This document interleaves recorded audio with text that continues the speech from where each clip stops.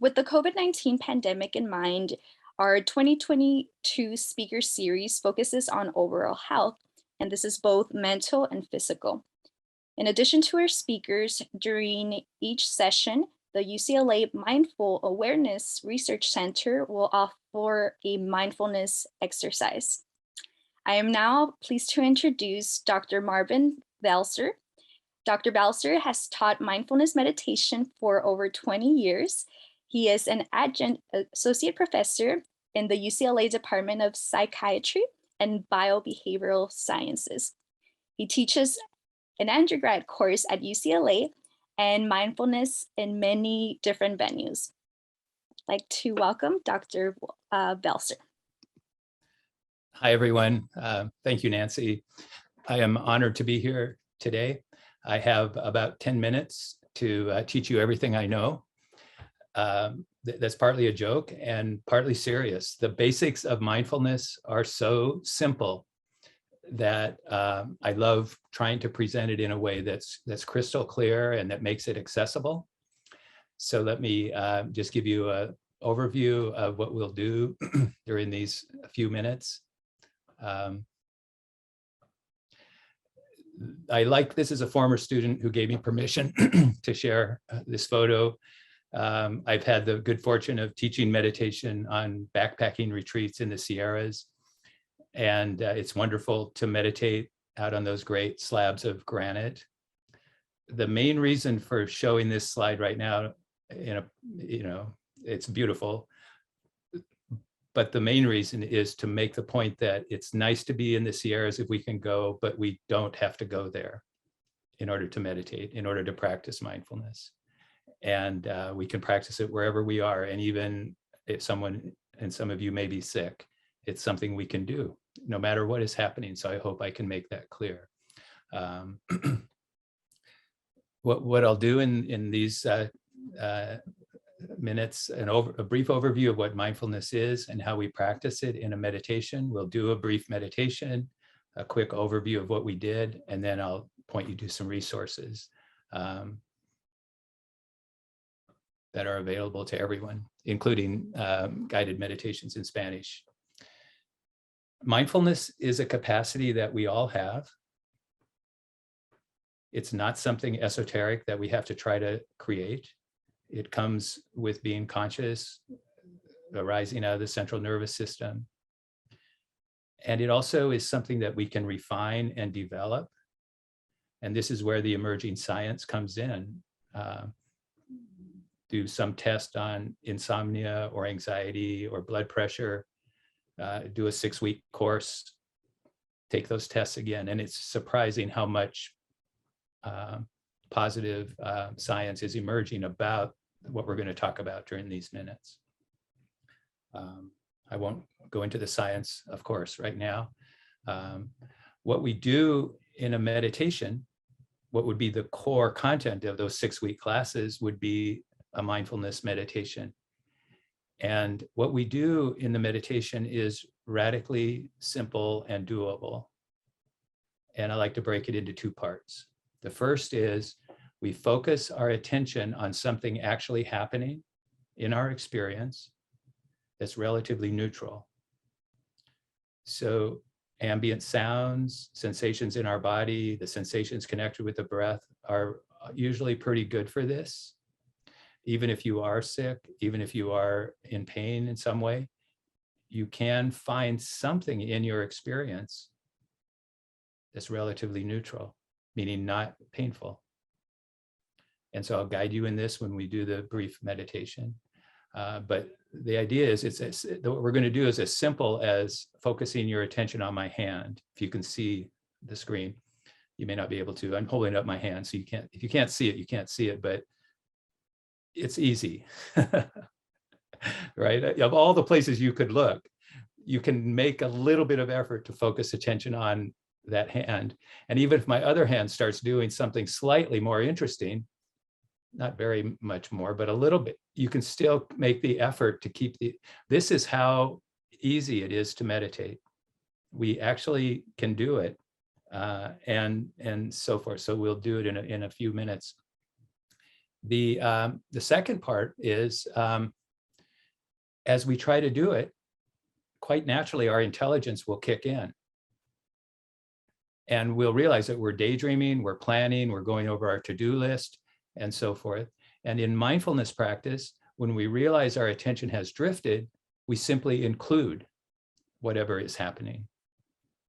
We recognize thinking, we recognize emotion. With emotions, we try to feel the physical, palpable sensations that are a component of the emotions. So with anxiety, sure, there are plenty of thoughts.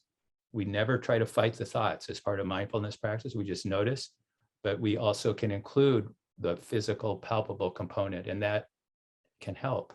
And then we shift the attention back to that neutral home base that we're trying to focus on.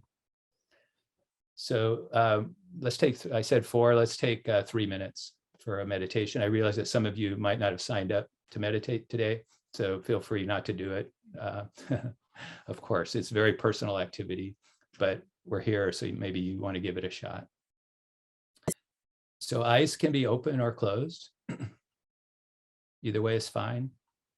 To begin, you might take a few deeper breaths, slightly deeper in breath and out breath. Yeah, even a little sigh with the out breath. So this is just one way to begin. So letting your breath be normal. We'll come back to the breath in about a half a minute. For now, just notice the sounds you can hear. Whatever's going on, just notice the sounds and notice how easy this is. We don't have to stop anything else. We don't have to censor the sounds at all. We just notice what we can hear. We focus on this part of our experience. It's just changing flow of sounds.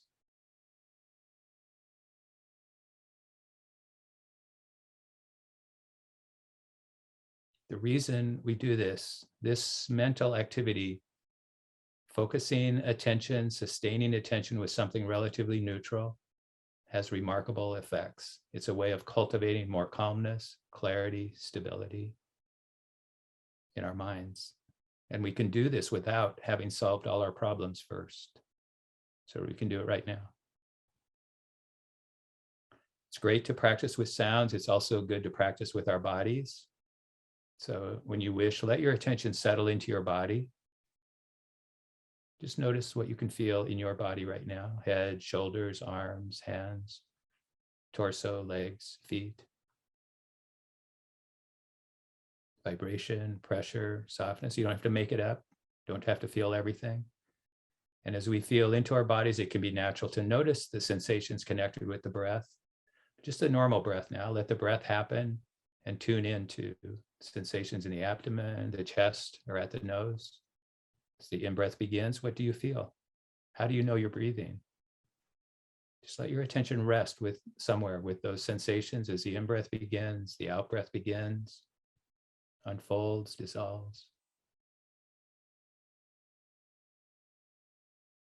So forth. This is doable. Just take another half a minute. When you notice your attention has drifted, notice it, include it, come back. Even noticing one breath is not a small thing.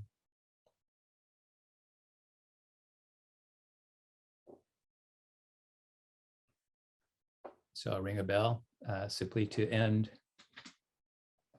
the meditation.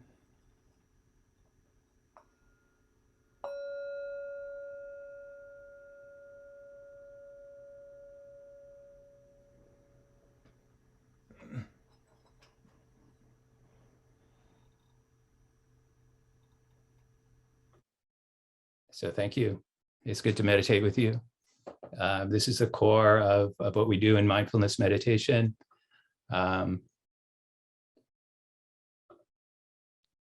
Just a brief overview of what we did. Just another minute, please. A brief overview of what we did. We focused attention on a neutral home base. I invited you to tune into sounds, the feel of your body, the feel of your breath. We can also use other parts of our bodies. As you may have noticed, your attention wanders, and often very quickly.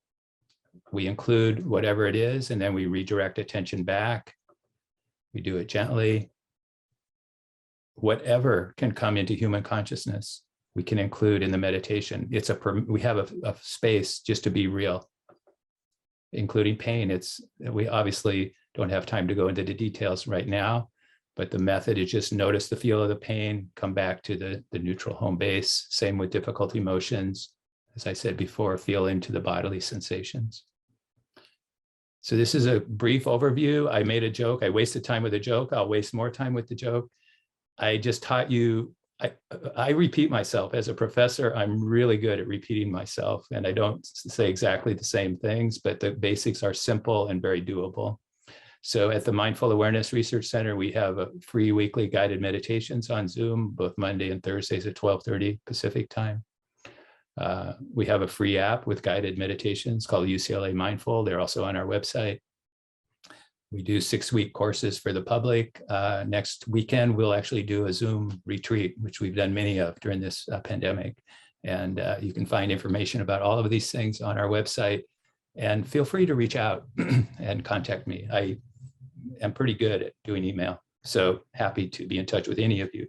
mbelzer.mednet.ucla.edu. Thank you for your attention, and I'll hope to be in touch with some of you. Thank you. Thank you so much, Dr. Belser. That was great. Thank you. Appreciate that. Okay. So now we're going to continue with our program. I am now pleased to introduce Dr. Stacy Barron. Dr. Barron is the medical director of the Los Angeles County Department of Children and Family Services and an outpatient pediatrician at the Olive View UCLA Medical Center, where she primarily sees children in foster care. She completed her pediatric residency at UCLA and was selected to be a chief resident. Dr. Barron comes to you also as a mother of a 1-year-old daughter, and becoming a parent during the pandemic is an experience and perspective that she brings to both her clinical and administrative work. Dr. Stacy Barron, welcome. Great. Thank you so much, Nancy, for that introduction. And thank you, Dr. Belzer, so much for that exercise. That was incredibly helpful for me. And I wish that we could integrate this between every presentation. And I think I might swing the pendulum towards a place where we are definitely going to need some mindfulness as well. I don't know if you're able to share my slides, Nancy. Oh, it looks like maybe I was given permission to. Let me just load these up. Hold on one second.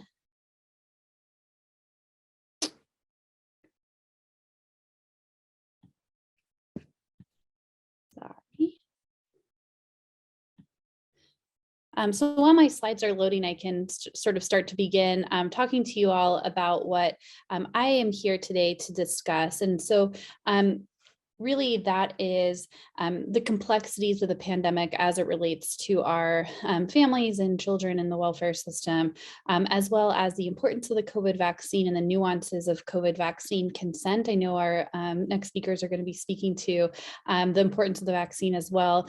So I will speak mostly to the consent nuances for our families in care. And then I hope to share with you all some helpful resources to strengthen the vaccination rate of our community. And of course, technology, let's see. Hopefully this is, oops.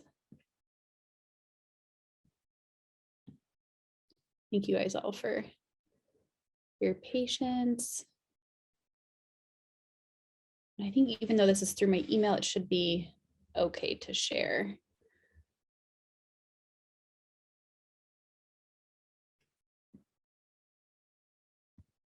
Great. So I just said, sort of what I'm going to go over today. And I think this article, which came out from NPR last week, really hit home for me and for the work that we're all doing. Parents and caregivers of young children say they've hit pandemic rock bottom. And I think this really translate to all families, and everyone has had a roller coaster ride throughout the pandemic.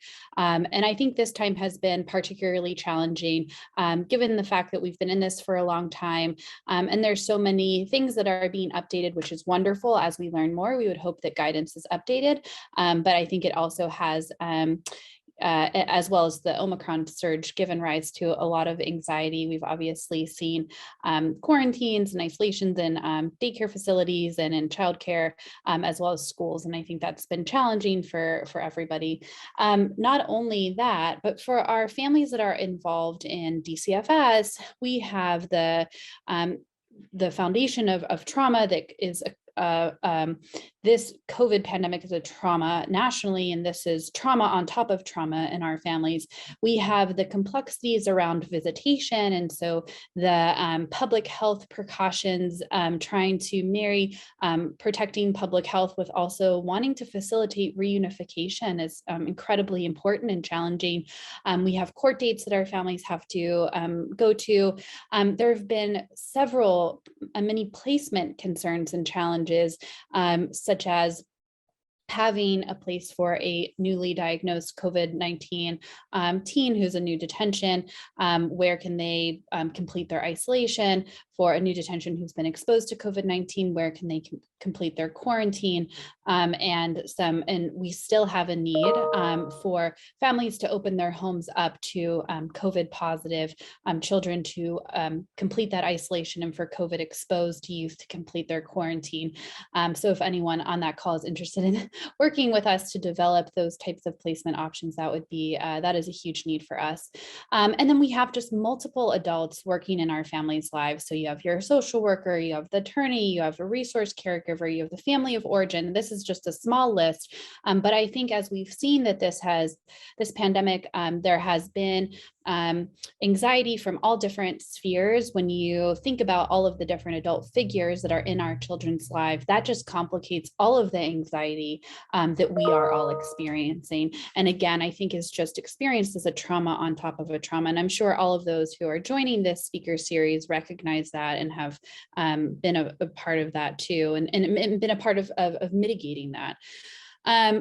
But we're here in January 2022, and even though I think for many of us this feels like deja vu, it is different than January of 2021. In January of 2021, we were clamoring for COVID-19 vaccines. They're only available to healthcare workers. Now they're ubiquitous. Their access is not an issue. Addressing the profound hesitancy to the vaccine is a very big need for us to tackle. And we have updated guidance on our mitigation strategies, including the utilization of testing and masking. And then I'll just go back to the top of vaccines again. Vaccines being profoundly safe and effective in preventing serious illness, hospitalization, and death. And that's what makes January 2022 very different than January 2021. And I love to go back to sort of my COVID-19 toolkit and understand also that our toolkit is evolving, and it should evolve as we learn more about this virus and as we have updates in the guidance. The COVID-19 vaccine is incredibly important for all eligible persons, and especially our families who are involved in the child welfare system. We know that we see a disproportionality in the number of Black and Brown children who get COVID-19 and who have more severe morbidity from COVID-19. And we know, unfortunately, that there is a disproportionality in our representation in the child welfare system.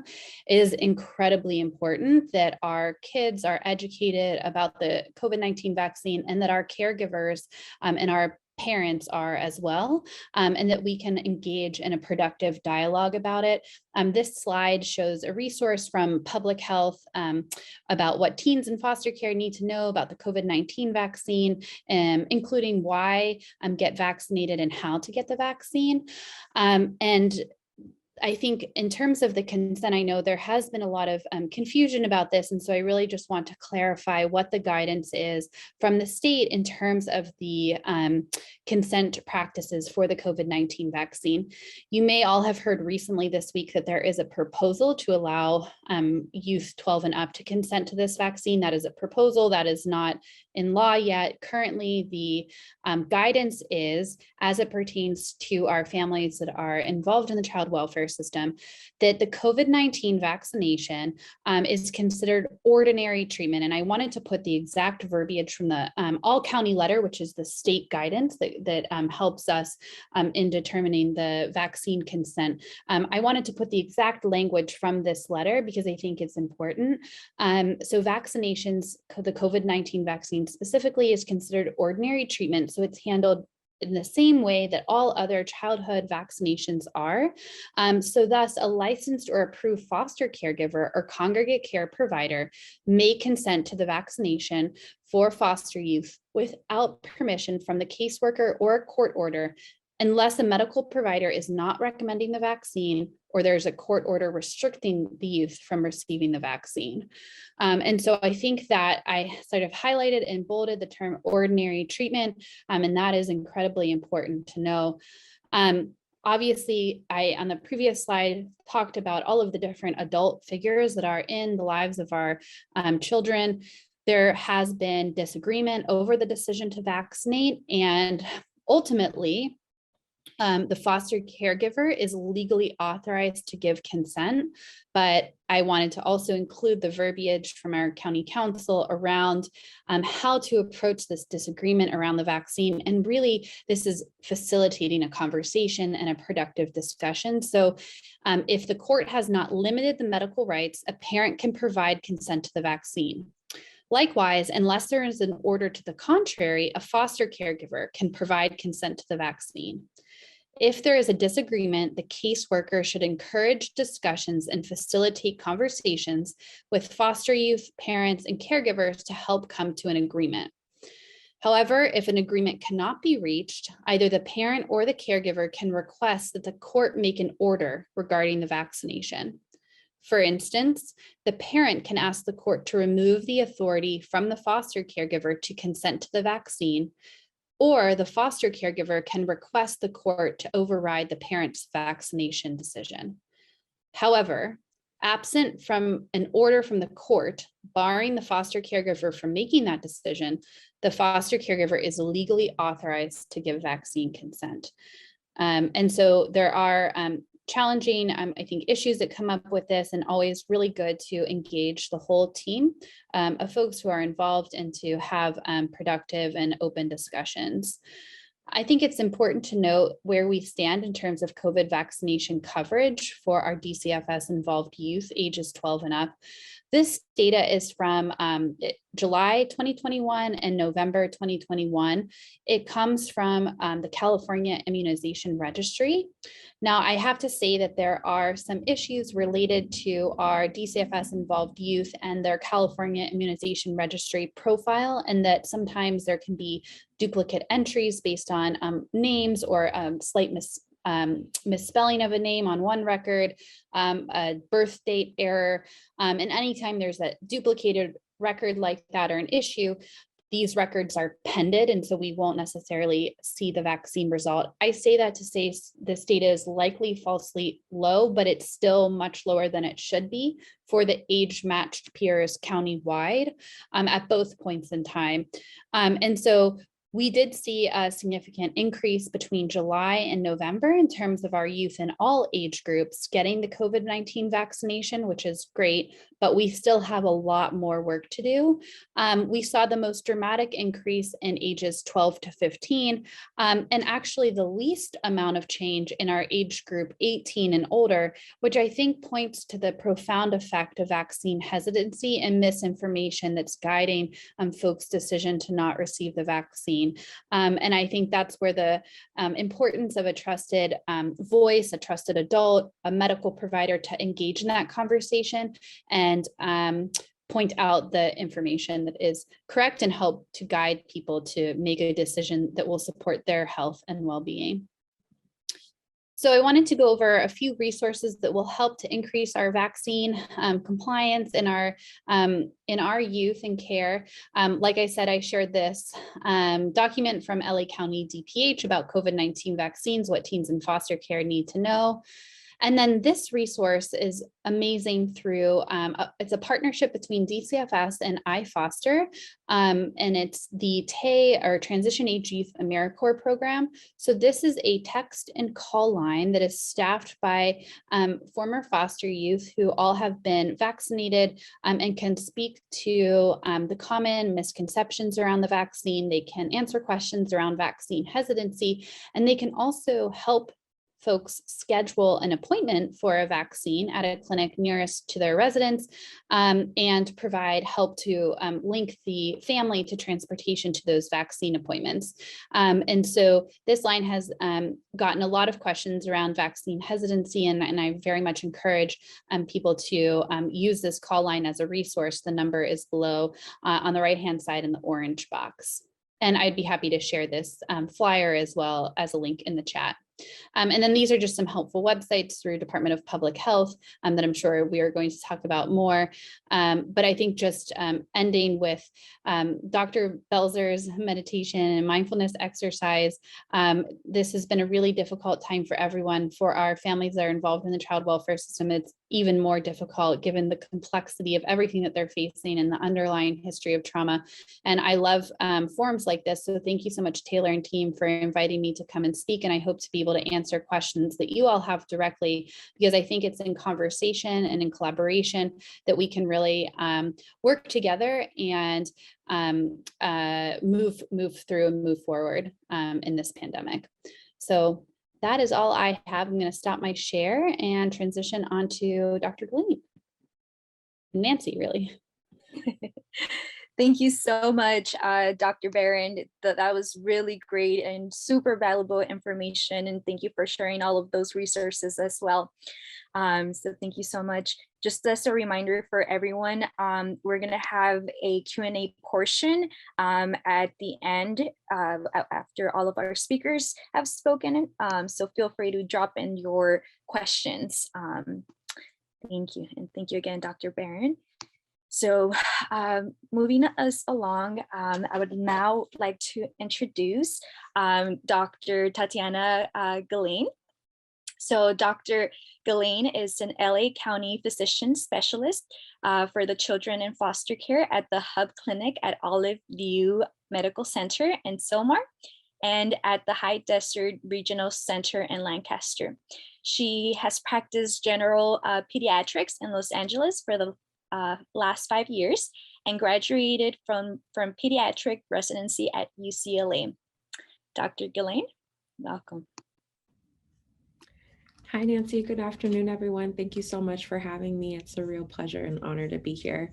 I also have a set of slides, so I'm going to go ahead and share my screen so everyone can take a look.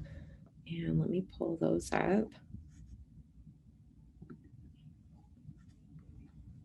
Great. And can I just get a thumbs up, Nancy, that you can see my slides? Awesome. Okay, great.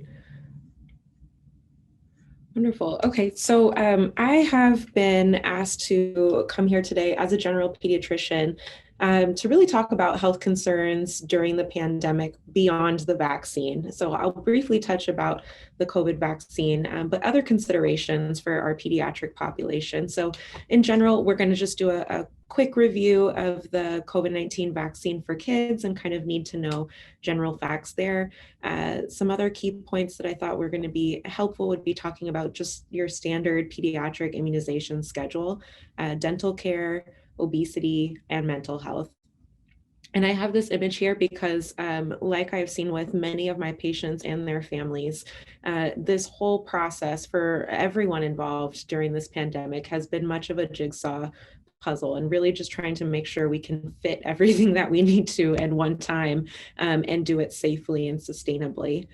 So I know that it is a huge balancing act for all of us, and especially for our caregivers, things to keep into consideration of keeping our children immediately safe and our families and our households, but also making sure we're taking care of the routine concerns as well.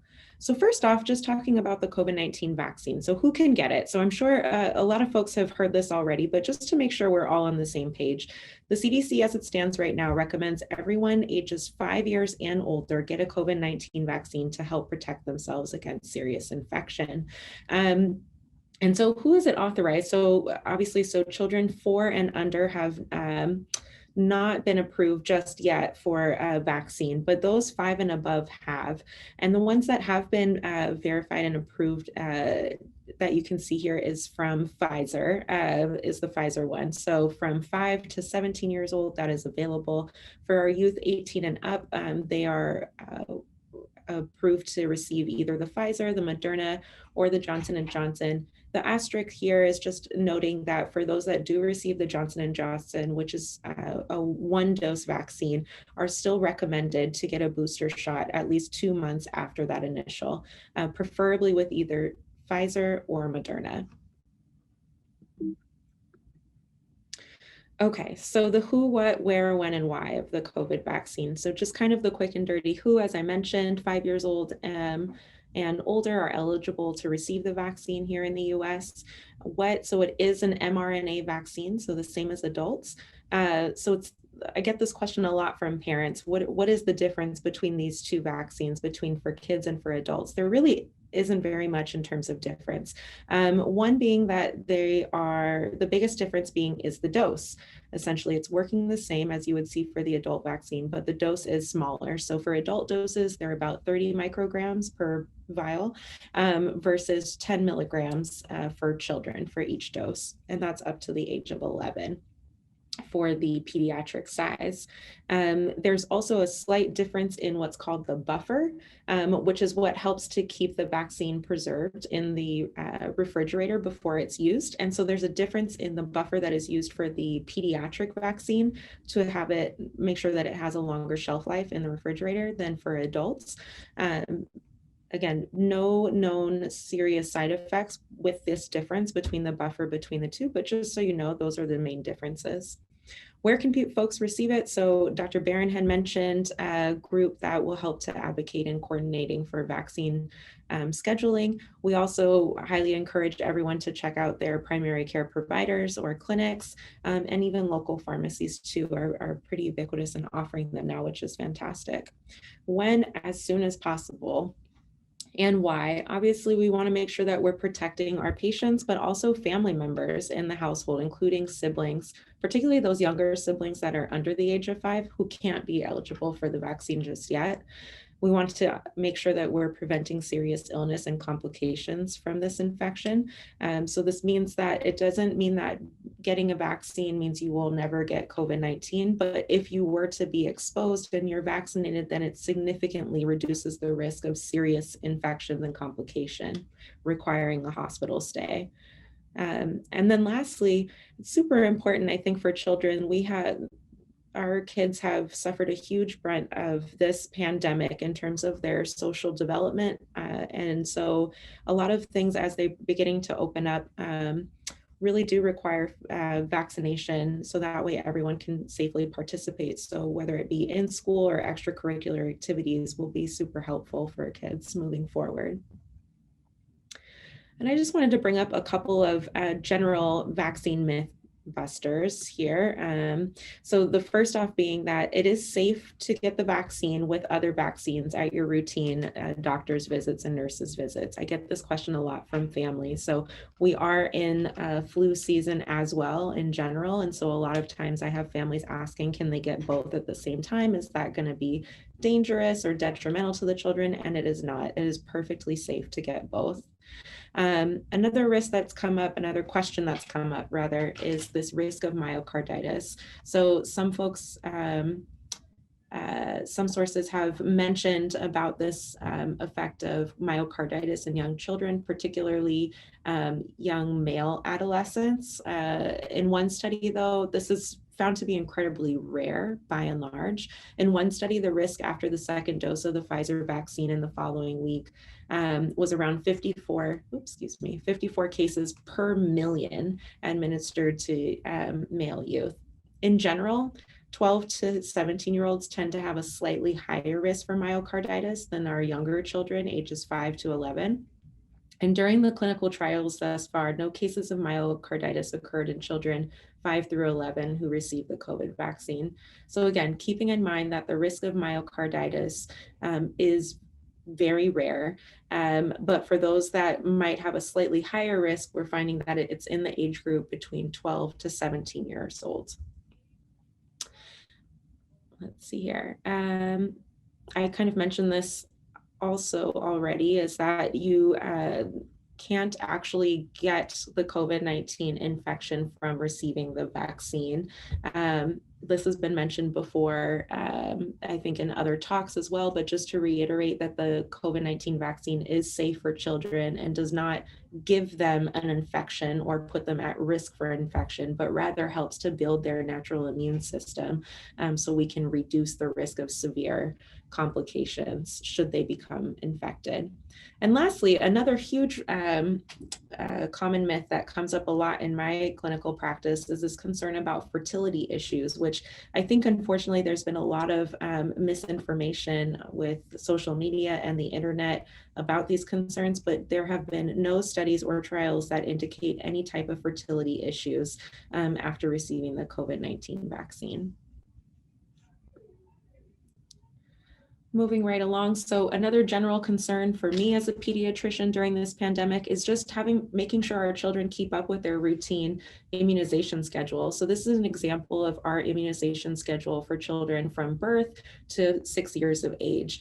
And what you see here is the schedule that all pediatricians follow in terms of when we are supposed to recommended to give these vaccines for children. So while everyone is working to fight against the COVID-19 virus, we still want to keep in mind that there are other viruses and bacteria out there that we need to be aware of and protect ourselves against. So things like hepatitis B, for example, that can lead to chronic liver failure if unchecked, tetanus, pertussis, pneumococcal infections, polio, measles, mumps, rubella, chicken pox as well. These are all very, very important that we're continuing to vaccinate our children on a timely manner. So making sure that we are keeping up with this schedule is essential so we can avoid any other potential outbreaks from not vaccinating on time.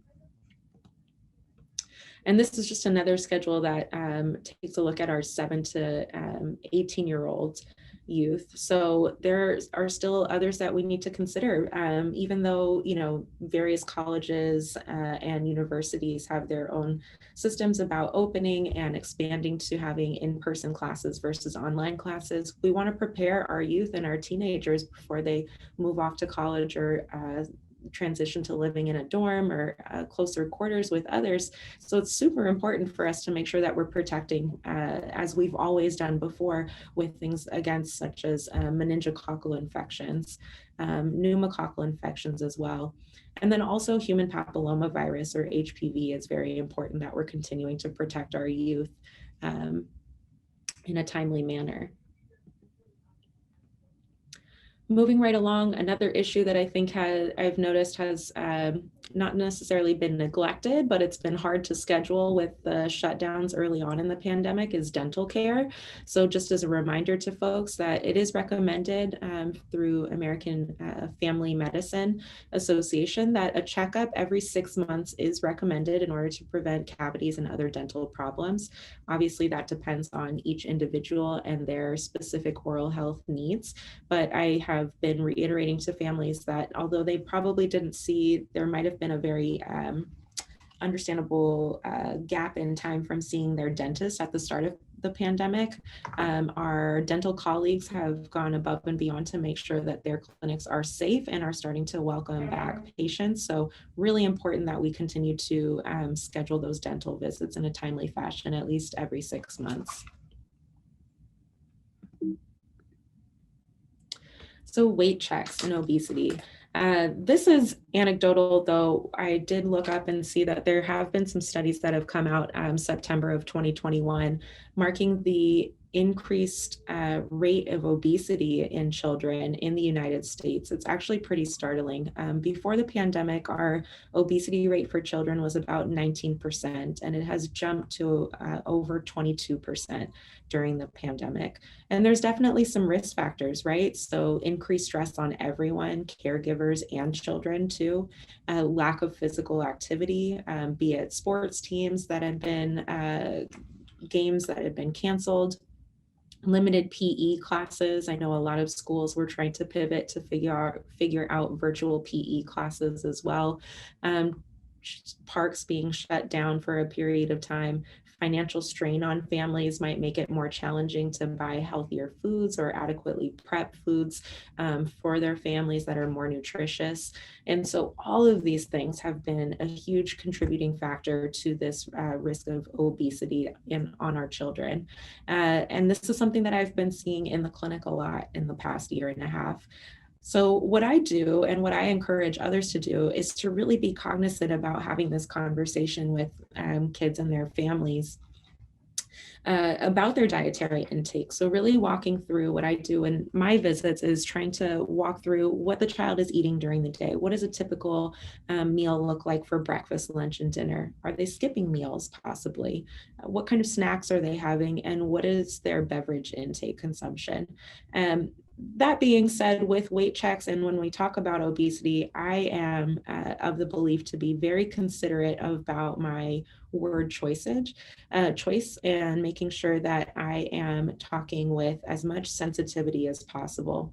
The goal here, and especially during the pandemic, is not to shame anyone for their weight gain, but really trying to identify what are the causes and risk factors that are putting them in these positions, and how do we support our children and our families really to get out of this huge risk. We know that for those that have a history of obesity or have higher body mass index or BMIs tend to be at more significant risk for complications from the very infections that we're trying to fight, included COVID-19 and influenza. So automatically, if you have a diagnosis of obesity, even as a child, you are technically considered to be in a high risk category for complications from these viruses.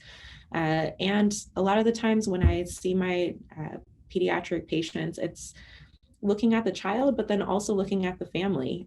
So it's much easier if the whole family or wherever the household is that they're staying with is on the same page about their dietary intake and getting more physically active. It makes it easier for the kids. It's more enjoyable, it's more fun, and it's more sustainable for everyone.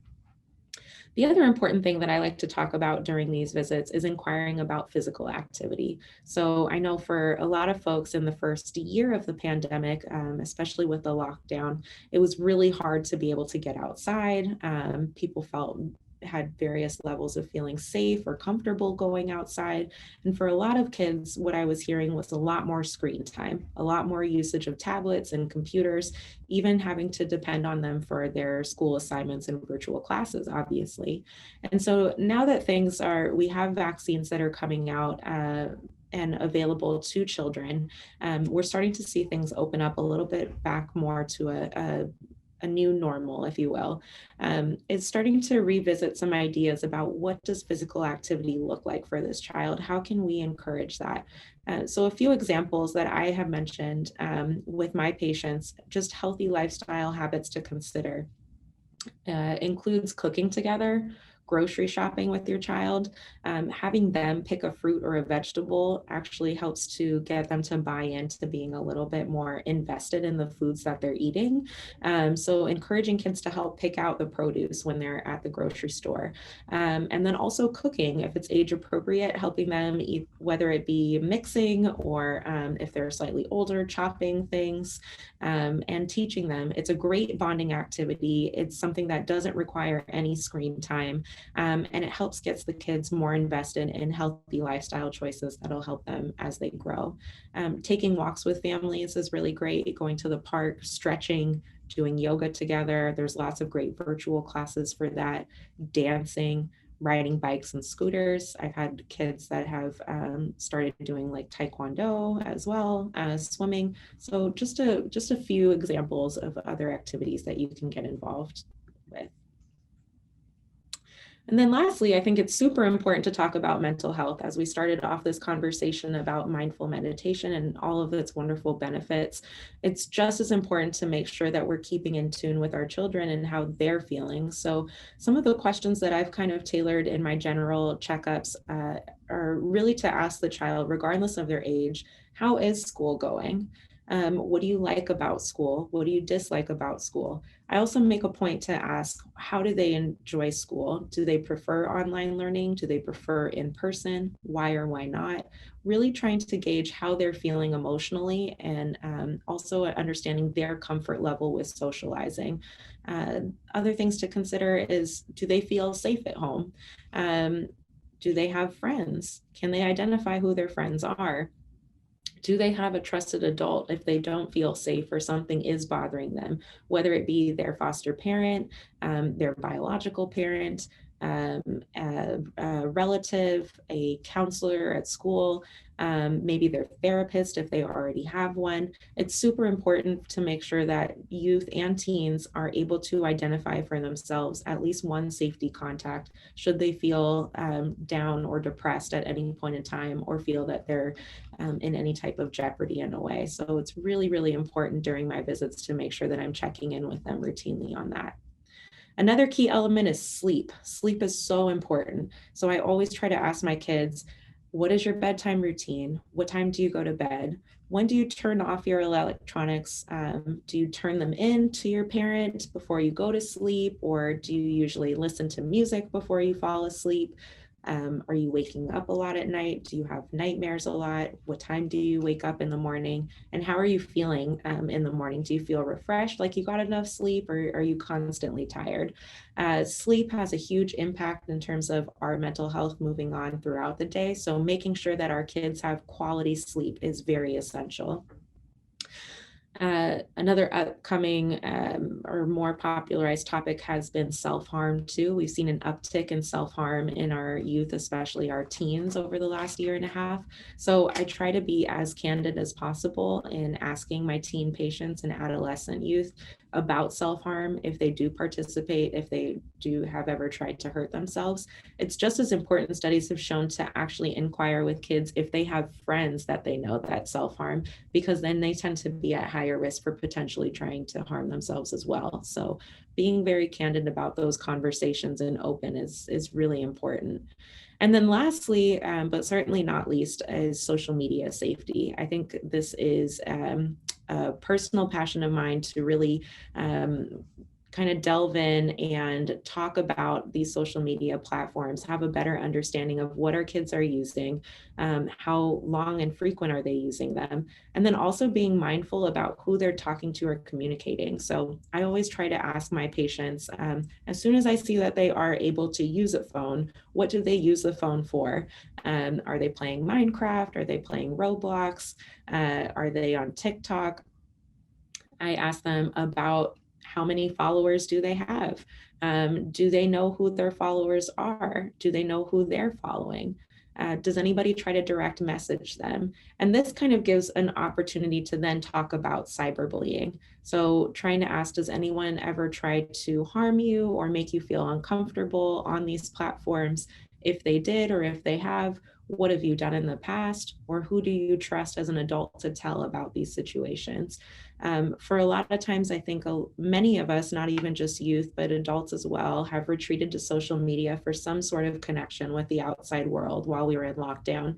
But it's just as important to make sure that we're doing that safely. Even though the child might be looking at a screen and quiet or distracting themselves, we want to make sure that they're doing it in a safe manner. So the best way to do that is to really have open and honest conversations about their social media use, and also to have some control limits too about the timing. You know, as pediatricians, we recommend no more than 2 hours of screen time a day, which can be challenging with using computers and tablets for schoolwork.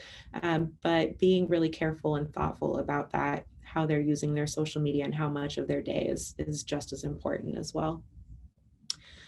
Those are just a few of the general issues that I wanted to bring up, and those were the ends of my slides. So I will stop sharing as well and can turn it over to the next speaker. Thank you.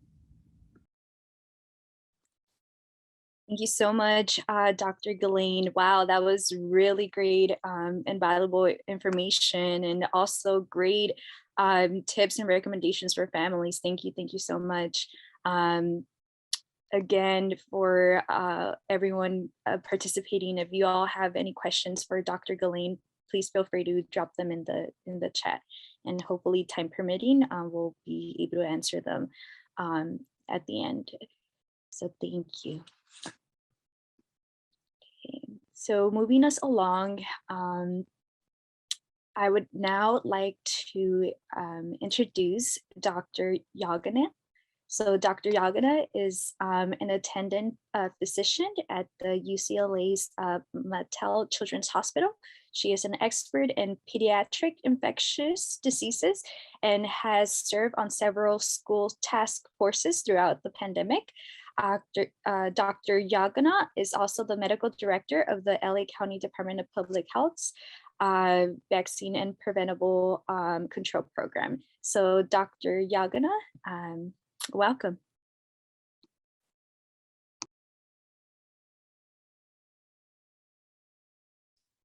You all. I'm just pulling up some slides. So I'm going to talk a little bit about school safety during COVID-19. Usually just because I come from the Department of Public Health, I do want to give a snapshot of what's happening in Los Angeles County. This is the slide that I think best represents how the COVID-19 pandemic has affected us. The green line here is a 7-day daily average new cases. And you can see that right now, our surge was quite high this winter of cases. The orange line looks at the new hospitalization admissions by admit date, and you can see our hospitalizations also were very high. We reached about 4,000 individuals hospitalized. Our peak was about 8,000 last winter. So luckily we didn't reach those levels, but still at very high rates of hospitalization admissions. And then the blue line looks at deaths, and you can see our deaths are thankfully much lower than what we were seeing last winter. However, they had been creeping upwards, and it is devastating to have dozens of people die each day from vaccine preventable illness. So along with what I think my colleagues have all been saying, there's been a lot of impact of COVID-19 on children. And I'm going to be talking about education specifically. This is a slide from the CDC, and it really looks at COVID-19 related school closures by state. And, California actually has had lower rates of school closure this year. Last year, we were very much affected because most of our schools in California were closed for most of the year. But this year, we've actually been less affected, but you can see that 1.2 million children have not been able to attend school because of COVID-19. And this looks at August to October. That number definitely has gone up since we've had the Omicron surge. So definitely, children are not getting to go to schools, and I think this becomes a big issue.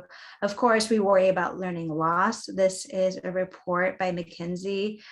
They've had several different reports showing similar data, and it's really the unfortunate trend that they're really showing with all of their data is that all students have suffered loss of educational milestones, but individuals who are of color or schools where they have a majority of students of color, they've been impacted more. So this is just looking at the first bar right here is reading scores. So 100% is the average of what has been prior to the pandemic. And you can see with schools that have more than 50% white students, their reading average did drop to 90. But when you look at schools that have more than 50% students of color, the learning loss is much more stark. It's at 77.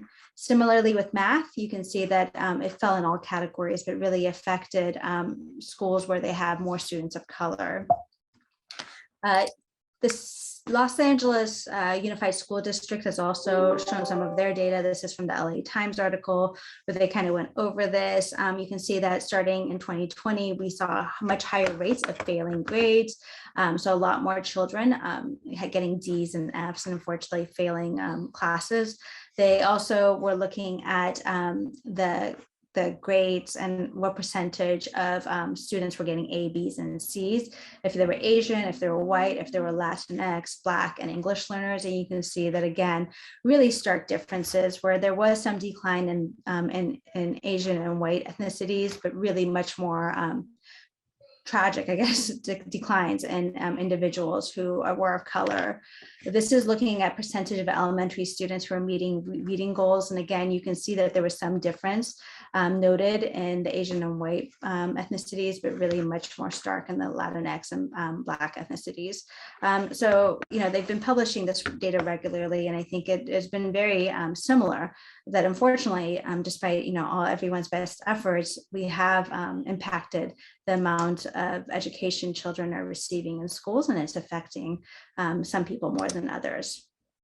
And then I think this was very well mentioned by the previous speakers, but we do have, unfortunately, a declaration of national emergency in child and adolescent mental health. And a lot of this has been related to school closure. So there has been a lot of depression and anxiety. Those rates have doubled during the pandemic. We know that there were over 2,400 child suicides, which is not a common occurrence in young children. And then lots of ER visits for suicide attempts, and that rate has gone up 51% for adolescent girls.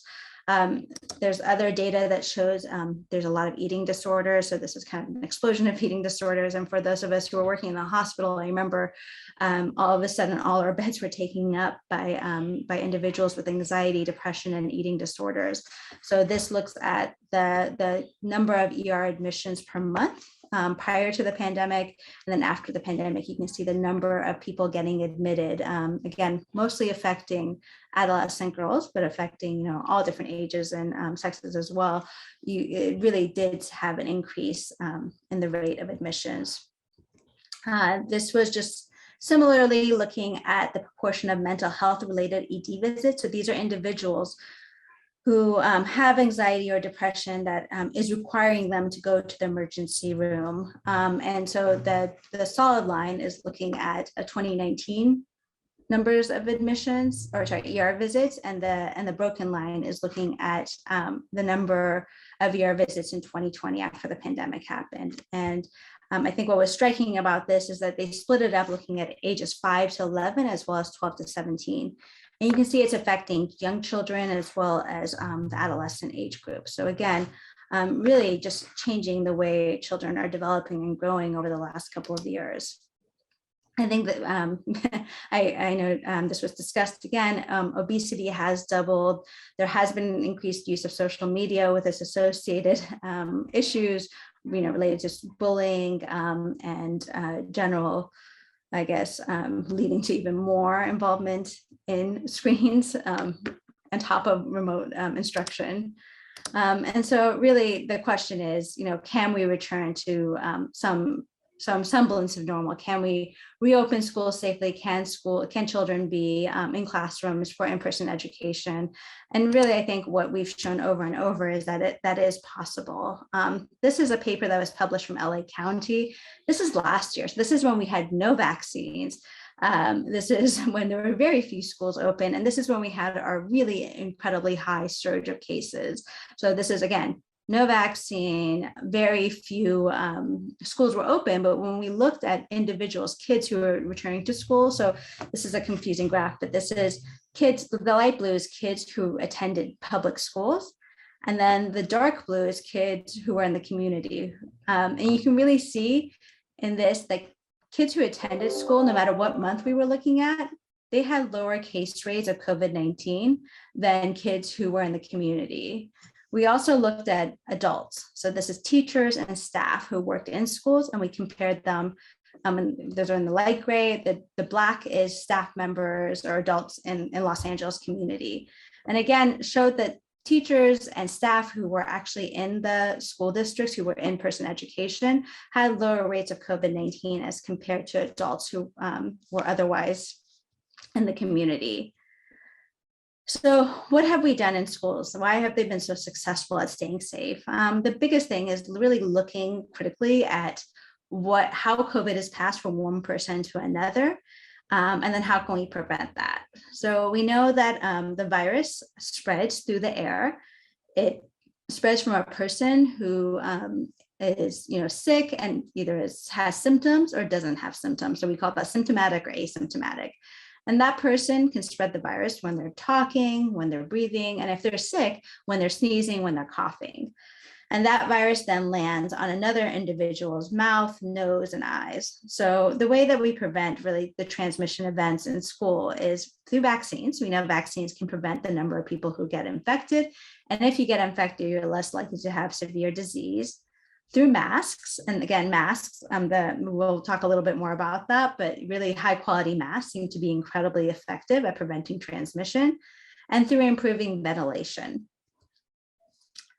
So this is really our LA County safety measures. Really, we're really looking at improving vaccination rates through vaccination clinics, providing adequate testing capacity, so you know if individuals are infected and they can isolate and not infect others.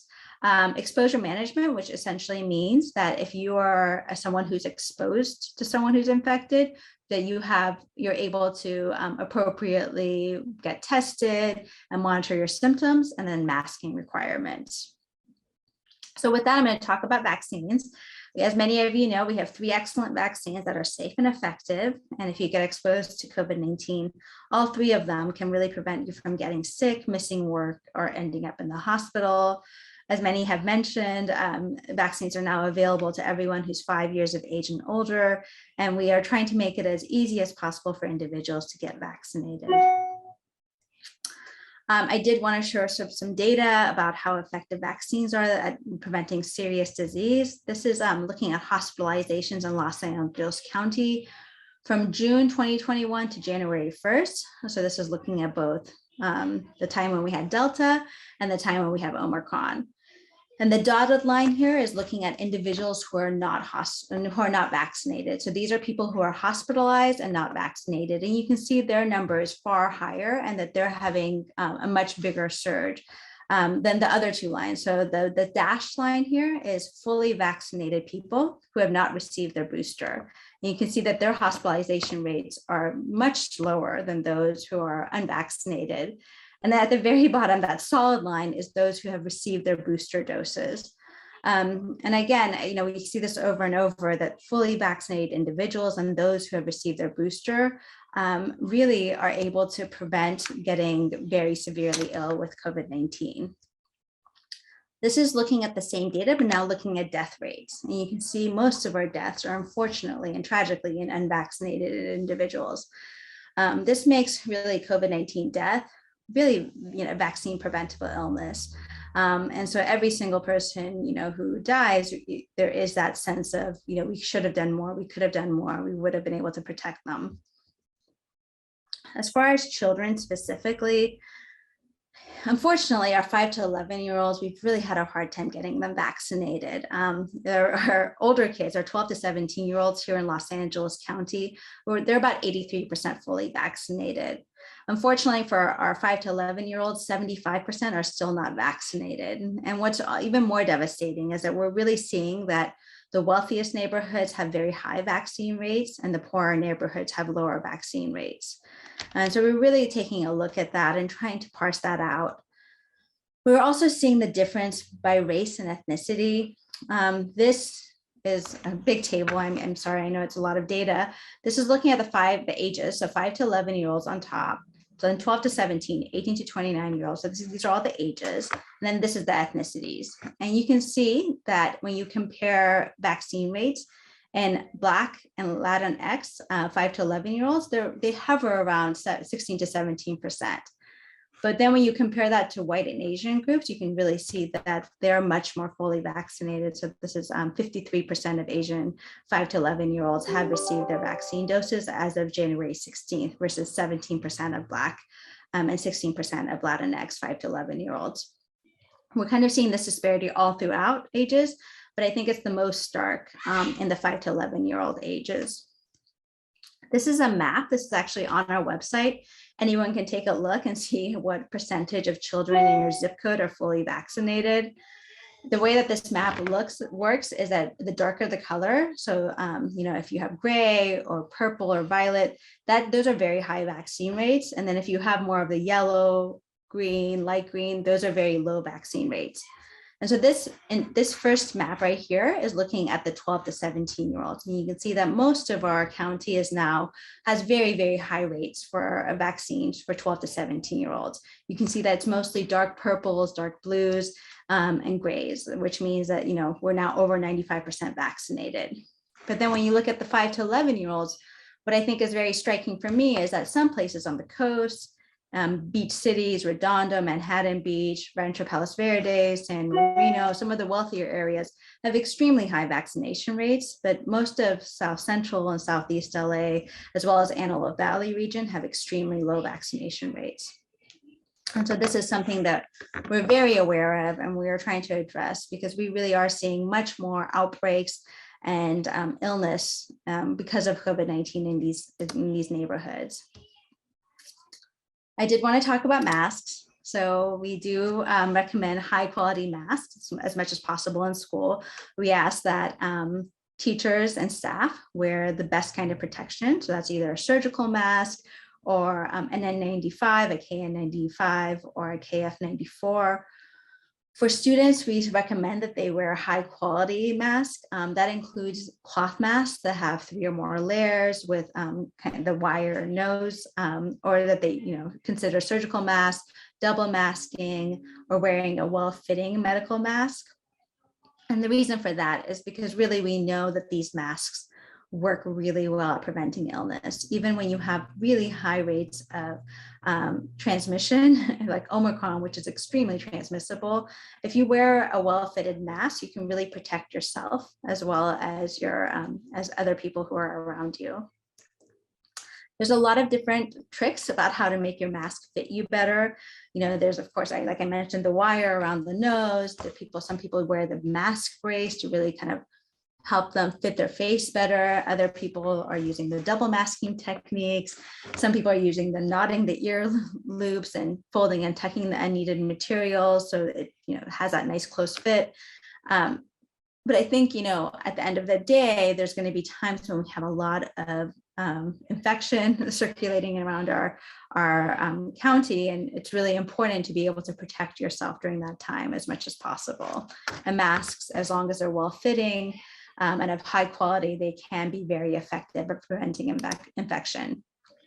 And then last but not least, I want to talk about ventilation. I know that people don't talk enough about ventilation, and it's because it's not necessarily in our wheelhouse as pediatricians and doctors, but really the most effective way to prevent transmission is to have ventilation. So ventilation strategies can be a little bit more difficult. They do require possibly engineering, but we do know that simple things like opening windows, being outdoors, and using things like fans that help circulate the air outdoors. So this fans that kind of suck the air outside and help change the the age of air inside of a building. They're really effective. Having HEPA filtration or having even portable HEPA filters does make a difference. We also know that changing the filtration to a higher quality MERV 13 filter can also improve the quality of the air in the classroom. And the nice thing about ventilation is that it doesn't just prevent against COVID-19, it does help with a lot of other viruses as well. So those 3 strategies have really been the foundation of us trying to keep schools open. Excuse me. So this is just looking at our outbreak. So we have over 3,500 schools in Los Angeles County. And anytime you have 3 or more cases in a classroom that look like they're linked together, we do an investigation. And I think it just shows how incredibly successful we are, because we have over 3,000 schools. At any given point, we only have a few outbreaks that are happening. And then we also changed it. We also marked them by what kind of activity they were engaged in. And you can really see most of our outbreaks are happening in elementary school age children. Those are individuals who have not yet gotten vaccinated. Like I mentioned, we have very low vaccination rates in elementary age school children. So number 1 is because they're not getting vaccinated. And then number 2 is youth sports. So youth sports right now at the 16 and the 17, these are all indoor basketball. These are places where they have very poor ventilation. People aren't very good at masking. And so, of course, it's harder to prevent transmission. But you can see in areas where we have high vaccination rates, like middle and high school classrooms, where people are masking, where there's better ventilation, we really are not seeing a lot of transmission in the school building. So I really do think that these strategies together are working to keep our schools open and safe. And I'm happy to answer any questions about any of my presentation. Thank you so much, Dr. Yagana. And thank you so much to you, to Dr. Barbara Ferrer, and everyone at the LA County Department of Public Health, for supporting this talk, and the UCLA Center, Pritzker Center today. We really recognize that you are like super extremely busy, and we appreciate your contributions to our foster care community. So really, really thank you to you all, to the team, and to all of the doctors. Additionally, so right now we're gonna turn it over for questions. So if if you all have like any questions that you would like to ask any of our doctors, please right now feel free to drop them in the chat, and we'll be having a Q&A.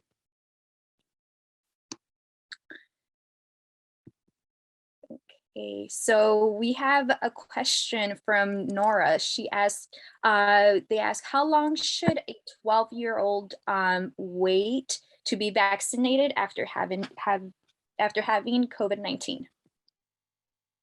So either Dr. Ghislaine, Dr. Barron, I can answer. I can start the answer, and then maybe Dr. Ghislaine and Dr. Barron can step in. So the recommendation is really that they can get vaccinated when their acute illness has resolved. So meaning that their symptoms have resolved, that they've been afebrile, that they're feeling back to their normal. Depending on how sick they were, that could take 5 days or it could take much longer. And once they're out of isolation, so they have to be, their symptoms have to have resolved, they have to be out of isolation. So again, it seems like it's extremely safe, even after you've been infected, but the timing really is dependent on a lot of other factors. So I don't know if Dr. Ghislaine or Dr. Barron have another question. Yeah, I think I would just, to go off of that, I think a common misconception is about the vaccine being dangerous so soon after you've been sick. And I think the other thing to keep in mind more so that's imperative, and you can correct me if I'm wrong, but is really just making sure that the efficacy of the vaccine is at play. So if you're acutely sick and your immune system is already working to fight off this virus, one, you don't want to be incredibly uncomfortable should you have any other symptoms, but two, you want to make sure that you are boosting the best immunity possible with the most efficacy. So making sure that you have completely cleared from the virus first. Another misconception being that you need to test negative beforehand. That's not necessarily the case, as long as you've followed the guidelines for your after your acute illness, then you should be able to receive the vaccine without issue.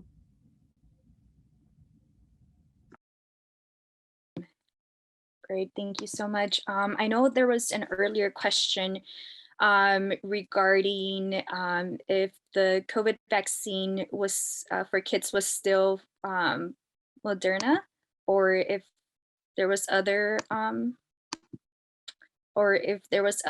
available. So at present, the only one that is approved for ages 5 through 17 is the Pfizer vaccine. When you are 18 or older, then you have the options of Pfizer, Moderna, or Johnson & Johnson. But for our youth, those under 18, it's the Pfizer vaccine. Great. There was also a question about what were some of the side effects of the vaccine? Right. So in terms for the COVID vaccine, so in terms of common side effects, typically would be standard for what many adults might have experienced too. So some soreness at the site of the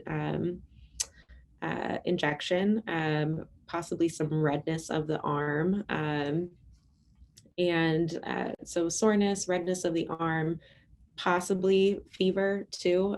So I would recommend to families, if they're concerned about fever, that tends to be a big one, like how sick is my child going to be after they get their vaccine. I usually recommend that they can take a dose of Tylenol if it's appropriate for them, based on their age and weight, within the first 24 hours of them receiving the vaccine, more for comfort, should they develop a fever or feel a little tired. But anecdotally, from my experience, most of the children that I've seen vaccinated in our clinic tend to do just fine, return back to their normal selves if they have any symptoms at all, within the first 24 hours after getting their shot.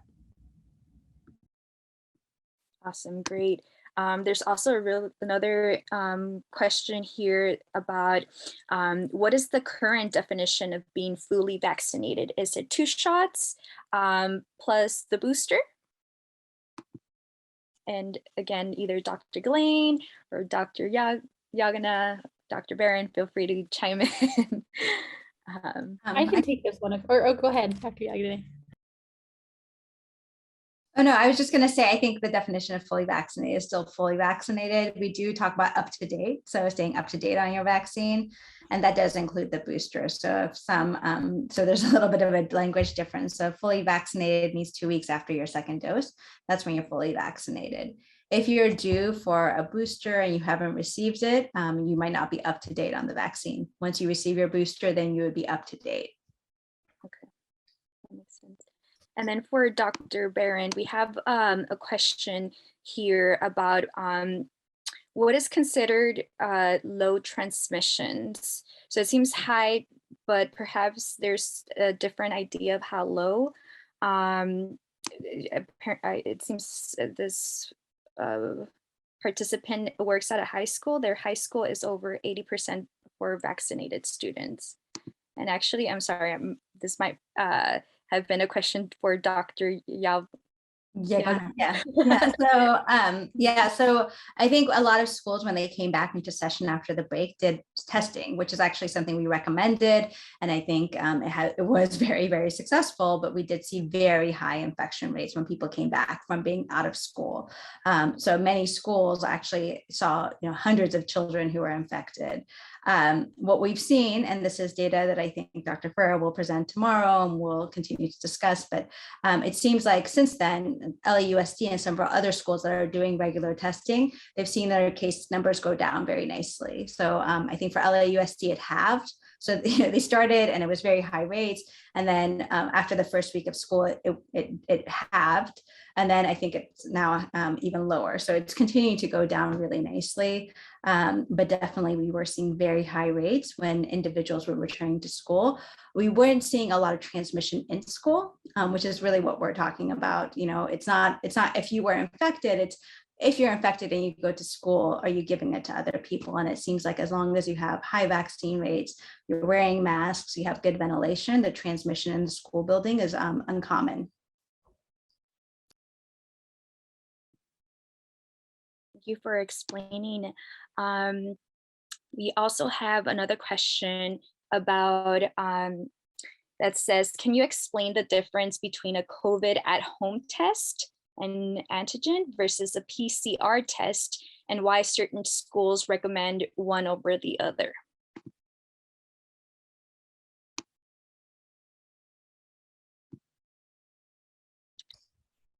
I'm happy to answer too, and other people can chime in. There's different types of tests, and each one of them has their benefits and their kind of difficulties. A PCR test is extremely sensitive, meaning that it can catch really, really small amounts of virus. Sometimes it's not even a live virus, it's just fragments of RNA from a virus that no longer is, viable. It's a dead virus essentially. But it is very, very sensitive, meaning that it's able to catch even the smallest fragments. The biggest issue with PCRs is often they are expensive, and they take right now a long time to get the results back because there's so many people testing. I think it's over 500,000 tests right now. Los Angeles County is unique is that we have a lot of testing going on. So that, I think those are the biggest pitfalls. The antigen testing is inexpensive. You get your results back very quickly within half an hour, but it's not as sensitive. So you're going to miss some people who might be infected. However, it is very sensitive for people who have a lot of virus. So I can put a link in there to explain. Sorry, I'm going to sneeze. It's like coming. I can put a link in there from the Department of Public Health that kind of goes through the pluses and minuses of both efforts. And if I could add to that too, thank you so much. I think the confusion has come, at least I've heard through for the DCFS workforce and for families. So the CDC made updated guidelines that gave the opportunity to shorten isolation if you're COVID positive or quarantine if you're COVID exposed. And later that week, the state adopted that guidance, but opted for a more conservative approach utilizing testing in that. And so there has been over the past few weeks an increased reliance specifically on the rapid test. And I just want to highlight that the PCR, like Dr. Yagana said, can remain positive for 90 days. And so it's something that once you have gotten the PCR test, you don't want to repeat the PCR test in a short period of time because it can remain positive for the next 90 days, but it doesn't mean that you're going to transmit the virus. The new guidance that gave folks the opportunity to come out of isolation early between those days 5 and day 10 mandate that person be fever-free, that their symptoms are improving, and that they have a rapid they have a test that's negative, and that test is a rapid test. It's a rapid home test that needs to be negative, and that person still needs to continue to wear their masks for the next 5 days, both indoors and outdoors. So if you have youth in your care in your home that have trouble wearing masks, they're not eligible to come out of isolation early because part of that guidance is that you need to continue to wear your mask during that 5 days. And also just to note that there's an increased reliance on the home testing or the rapid testing, I think with this new guidance, and I've definitely been hearing a lot more confusion around PCR versus rapid tests as we've seen a shift in this guidance. I hope that was helpful. And Dr. Yagane, please correct me if I was incorrect in any of that. I just want to thank you both for that because it is very confusing between the two. So thank you. Yes, and thank you so much for answering all of those questions. We really appreciate it. I know that we're at almost close of time, and I know a couple of our doctors have hard stops. So thank you again for to all of the doctors for participating. We really thank you for all of your time. And thank you all of you for joining us today.